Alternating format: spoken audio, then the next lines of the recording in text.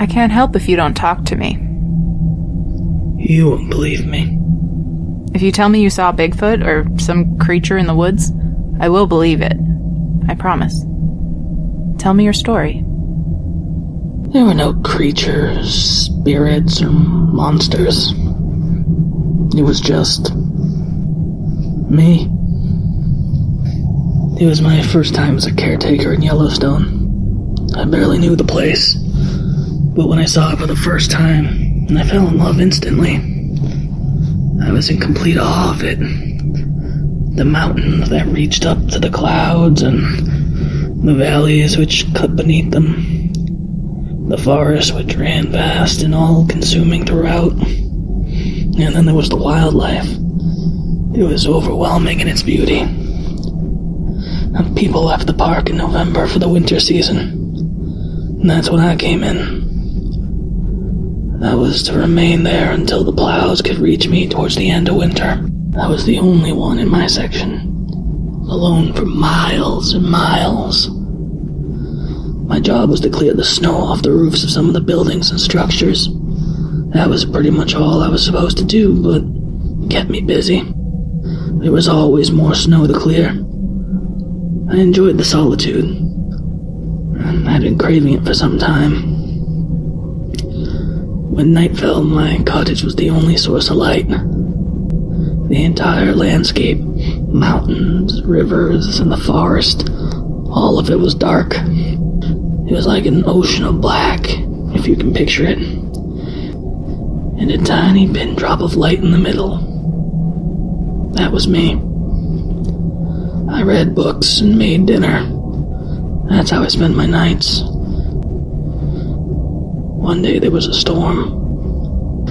The snow was falling so thick and so fast that I couldn't get past my own front door. I decided it was too dangerous to try going out, so I stayed in, knowing that I'd have to do double the work the next day. But it was okay, because it was better than being caught outside in a storm. That could be death if you couldn't find shelter. That night after dinner, I read as I normally do, but as I did, I noticed a strange sound. The soft, wet hum. I heard it before, only when I was absolutely silent, but I could never place where it was coming from or what it could be. So I forgot about it. I kept reading, and when I was too tired to read another word, I turned out the lights and went to bed. It woke me from a sound sleep. I was so tired and disoriented, I wasn't sure if I had heard something or if it had just been a dream. Slowly I came out of my fog, and then I knew it hadn't been a dream. There was a knock at my door. I couldn't imagine who it could be. I was miles away from anyone, and in a storm, it would be impossible to get to me. I tried to look out the window by my bed, but it was too dark. I picked up the gas lantern and lit it. Then I moved to the door. When I opened it, the wind hit me like 1,000 needles. I aimed the light out, but there was only snow and darkness. Beneath me, though, I did notice something. Footprints. They led from my door to just outside the window where my bed was, then back out into the black. Sudden terror came over me as I looked out over the dark. I closed the door and latched it shut. After sitting in fear for a few moments, my exhaustion caught up to me again. Though I was afraid, I could think of nothing I could do. So I put the light away and I lay in bed. The following morning I woke up and remembered, but I had no idea if I had dreamt it or if it really happened. I opened the front door and found there were no footsteps outside. And though I let myself believe it had been a dream, part of me knew that the snow would have filled in the footsteps if they had really been there at all. The sky looked just as bad as the day before, but if I didn't clear the roof before another storm, the other stations could cave in. I can't express the fear I felt walking through the woods that day.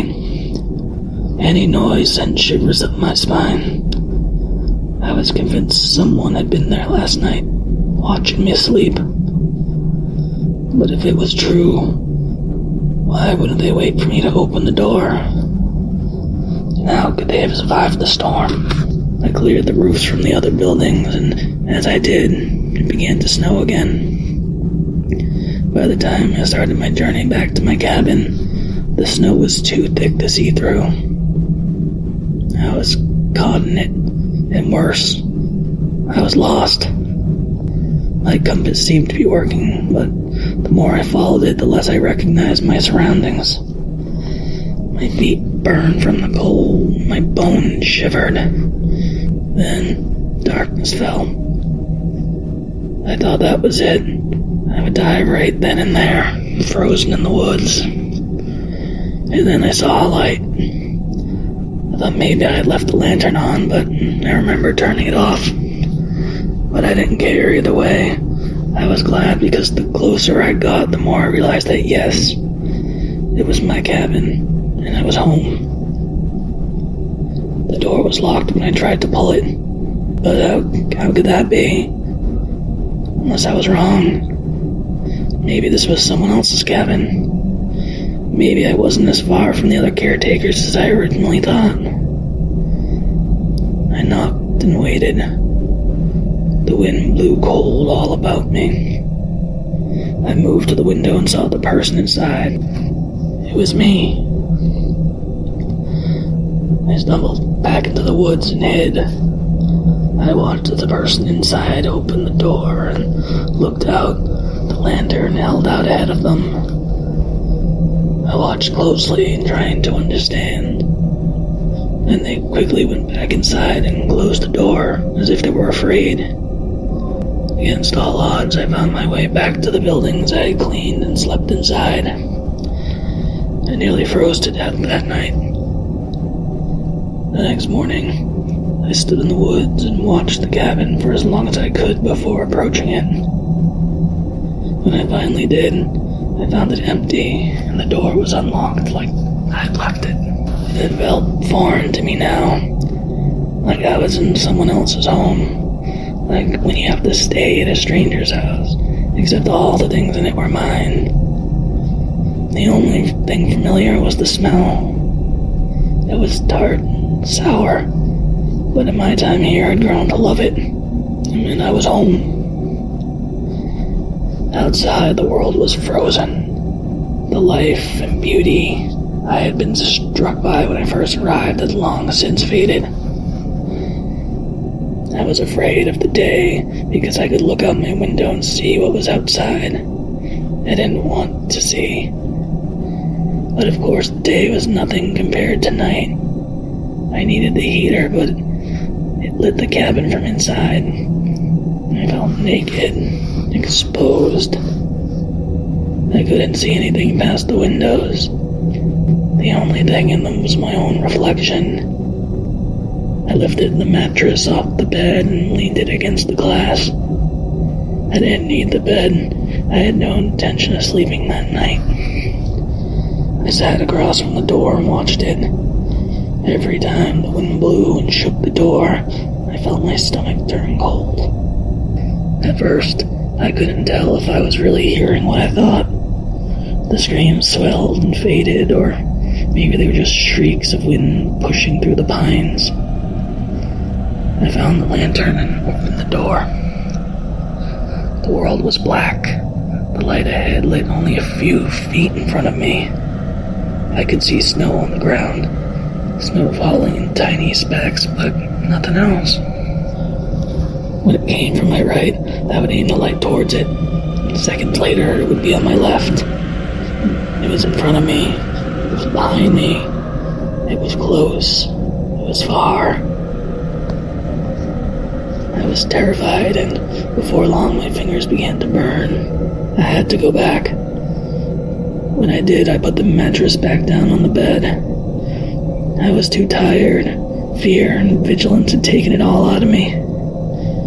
I lay in the bed and listened, but there were no more screams. I had dreamt it, and I decided, or imagined it. If it was real, she would have seen my light, She would have seen it by now. The orange glow of the heater through the window.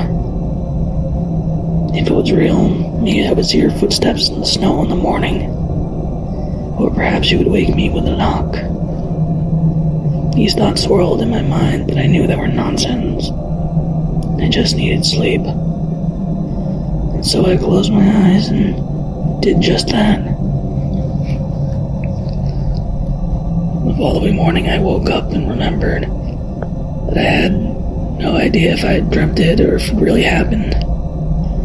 I opened the door and found there were no footsteps outside. And though I let myself believe it had been a dream, part of me knew the snow would have filled in the footsteps if they had truly been there at all. There was no way to know. I looked out over the ice and the dead trees and the leaden sky, which seemed like a concrete slate about to drop. I couldn't face it. I couldn't go out and do my job. I knew something was out there. I didn't know what, but it was there. Between the trees on the other side of the hills. I sat on the floor facing the door again. I stared at the wood of the door and listened. I wondered about her, the woman who screamed. I wondered if she had died in the night, and if so, would she come now? Would she come knocking and ask why I didn't help her? In the silence of the day, I could hear it again. The strange hum. The wet, sticky sound I knew I could never place. And then something fell in front of me. Small like a speck, but solid. I leaned down to it. It was white and wriggling. A maggot. Something tickled my hand. I looked down and saw another maggot crawling across my knuckles. Another one dropped from above, falling on my shoulder.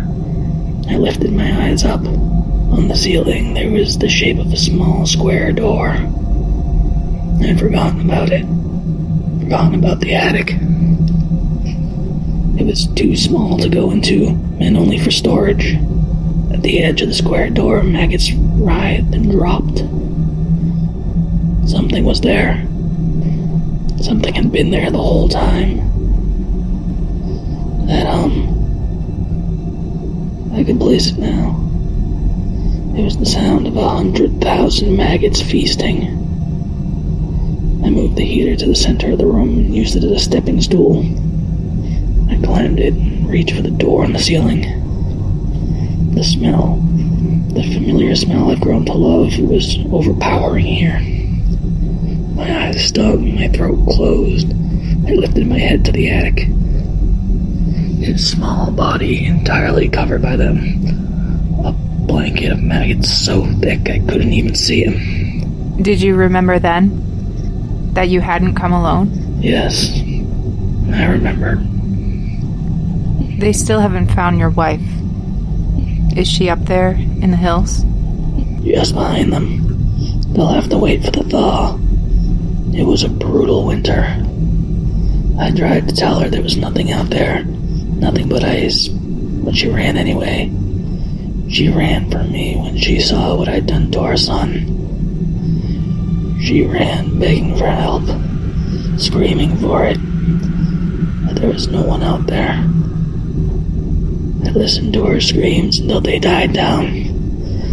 Until there was only silence and dark. Why did you do it? Didn't you love them? With all my heart. Too much. It was all I knew. It was suffocating. Some men shouldn't have that much love. Some men should just be alone.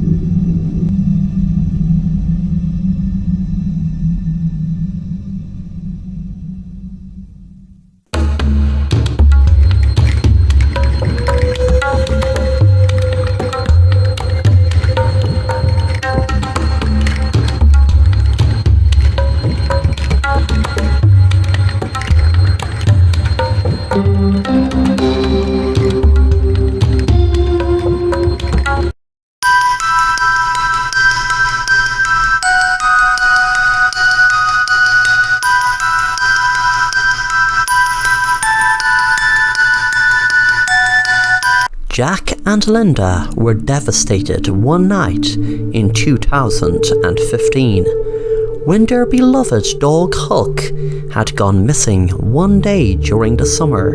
They both hoped for a week on end that the dog would turn up, and even though it was chipped, they didn't seem to be able to track it. Jack put it down to criminals stealing the dog and removing the chip. Linda didn't want to buy another pet, as she said it would just cause too much emotion with her and her loving memories of Huck. In 2020, Linda was sitting out in the garden, enjoying the sunshine, when she heard something move in the garden. She was surprised, so turned around. To her surprise, she saw a dog with an uncanny resemblance to Huck. It had been 5 years, and she wondered, how could the dog have came back after all this time? She couldn't help herself, so she called the dog in a friendly tone. "Here, Huck." Suddenly the dog barked very aggressively. Linda was surprised. She thought of something, but wouldn't find the bravery to check with the dog being so aggressive. But still she saw it. The brown patch under Huck's neck proved to Linda it was really Huck. She was so happy that he had returned, but wondered what made him so angry. She couldn't believe her eyes. After 5 years, Huck had finally came home. She was going to call her husband, but had decided to surprise him when he came home. That evening, when Jack had come home and saw what Linda's surprise was, he seemed to have gone pale. Linda wondered what was wrong, as she was certain Jack would be delighted to see Huck return. Suddenly Huck jumped right up and mauled Jack until his body was lying on the ground lifeless. That night she had a call from her friend Mike. She listened in shock to what Mike had to say. "Linda, I can't understand what is happening, and I'm sure there is an explanation, but I was the only one Jack had told. 5 years ago, Jack accidentally ran over Huck in the driveway and killed him. I helped him bury Huck. Linda, I don't know how this is possible, but before I called you, I went to where we buried him. The dog's bones and everything are gone. There is nothing there." Linda heard a noise behind her, and Huck was standing right next to her and started barking, then jumped right for her.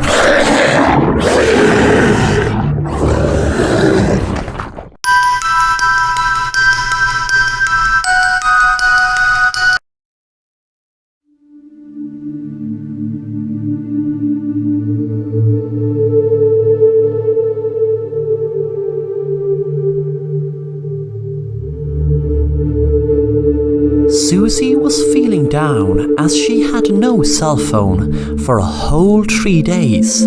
That might not be a long time to most people, but to Susie it felt like a whole month. She missed being able to scroll down news feeds and swiping through pics, etc. on social media. She knew it would take her a long time to save up for a new phone, so she decided to go into the local pawn shop to see could she pick up a second-hand one. She settled on a cool new-looking phone and paid her money and walked home. She couldn't wait till she got home to check it out, so she turned her phone on and was surprised a logo popped up on the screen right away. It was a circle with W in it. She just assumed it was some sort of app, so she clicked on it. That night she was sitting down watching TV, enjoying a good thriller movie, when her phone screen lit up. She checked to see what the notification was. She dropped her phone from her hand when she saw what she couldn't understand. It looked like a very pale woman's face came very close to the screen, and there was an awful sound came from her phone. She put the phone down again and continued to watch the movie. Suddenly, it lit up again. This time she was hesitant in looking to see what it was. But when she did, the W logo popped up on the screen again. She tried to go into it, but when she did, it said, "We are currently in private beta. Please enter password if you have one." I realized by looking at the top of the screen, it was an app called Whoop. I checked the Google store to see was the app there, but there was no sign of it. I was going to go back to watching the movie, but I decided to Google Whoop app. I was shocked when I read what came up. It said, Whoop is a musical and social media app that was under development. The creator, Sarah Bell, and sole owner, was violently killed on Friday night while going for what seemed like her nightly walk. No suspects are being questioned at the moment, and there is no motive. The homicide is still under investigation. What I saw underneath the article sent shivers up my spine. It was a photo of a woman that looked exactly like the woman that popped up on my screen earlier. I went into her photo gallery and panicked when I saw many photos of the woman who was murdered. I turned off the phone, wondering what was happening and what exactly was that short little video I saw. I knew it was her, but was it actually a video of her being murdered? And why did it pop up in the phone when I didn't even touch it? I jumped in my seat when I saw my phone light up again. I panicked big time this time, knowing I had just turned the phone off. I was reluctant picking up the phone, but when I did, the words, "Be careful," were on the screen. Then as soon as I saw them, they had disappeared. I heard a noise at the door and thought it was my mind playing tricks on me until I heard footsteps. I knew now there was someone in my house with me. I felt a freezing shiver run up my spine and a lightheadedness with a mixture of fear and panic consume me. Suddenly, a figure appeared in my room. I was expecting to see the woman who got killed standing there, but it was a man. The man spoke. "Well, now there. Don't be frightened. I had to kill that bitch because she stole my unique software for her app. You see, I was her partner before she got greedy and wanted to take full control of the app. You might wonder why I'm here and how I found you. Well, you can thank the wonder of technology and those great Find My Phone apps. I was just on my way to the pawn shop today when I realized someone had bought it. It made things so much more awkward for me, knowing that I will have to kill another person this time, a person I don't even know, to retrieve the phone. You know that if they got this phone, well then they would get me as the killer. You might ask why I didn't take the phone with me that night. Would you believe I took her damn wallet thinking it was her phone? But then again, maybe that made the cops think it was some random robbery. I froze in fear, wondering what he was going to do to me. Suddenly the phone made a sound, as if I got a new message. Then the screen burst into pieces, and a piece of glass stuck in the man's eye. Blood came squirting out. Then a hand came out of the screen and choked him to death.